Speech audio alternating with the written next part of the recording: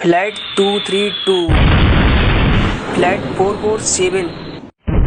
ओ तेरी बहन की लग गई। ऐसे ही कई सारे एरोप्लेन बीच आकाश में ही क्रैश हो गए, जिनमें कई सारे लोगों ने तो अपनी जान से हाथ धोया और कई घायल हुए। ये सब जानते हुए कि प्लेन क्रैश हो सकता है, फिर भी ये एयरलाइंस कंपनियां आखिर क्यों प्लेन में सभी पैसेंजरों के लिए पैराशूट की व्यवस्था नहीं करती, जिससे एक्सीडेंट होने से पहले ही लोग पैराशूट की मदद से प्लेन से कूदकर अपनी जान बचा लें। और तो और ये लोग अपने पायलट के लिए भी पैराशूट नहीं देते, आखिर क्यों? तो इसके पीछे छुपा है एयरलाइंस कंपनियों का एक बहुत बड़ा राज, जो आपको अभी कुछ ही देर में पता चलने वाला है। नंबर 1, इसका पहला कारण है पैराशूट का वजन, क्योंकि एक पैराशूट का वजन लगभग 14 से 16 किलो होता है। और अगर सभी पैसेंजरों के लिए एयरलाइंस कंपनियां पैराशूट की व्यवस्था करेंगी तो इसमें फ्यूल की बहुत ज्यादा खपत होगी। और सेकंड रीजन है पैराशूट का आकार। एरोप्लेन में वैसे भी सामान रखने के लिए कम स्पेस होता है। पैराशूट को कैरी करने के लिए एयरलाइंस कंपनियों को एक अलग से एक्स्ट्रा पैसा खर्च कर प्लेन में स्पेस बनवाना होगा, जो कि काफी महंगा पड़ेगा। नंबर 3, चलो मान भी लेते हैं एयरलाइंस वालों ने आपके लिए पैराशूट और उसके रखने की व्यवस्था कर भी दी, और मान लो आप जिस प्लेन में बैठे हो उसका फ्यूल बीच रास्ते में ही खत्म हो जाता है और अब आपको पता चल गया है कि भाई अब पैराशूट लेकर कूदने का टाइम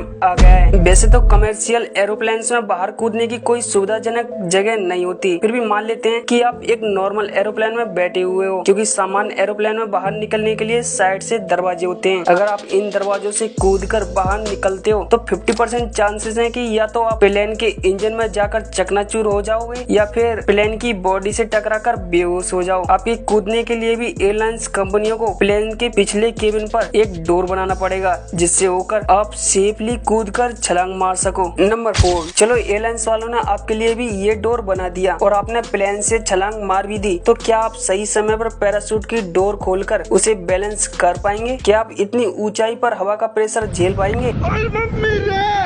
आंसर है नहीं। इसका 30% चांसेस है कि आप हवा के प्रेशर देखते ही बेहोश हो जाओ, और फिर क्या होगा वो तो आप जानते ही हो,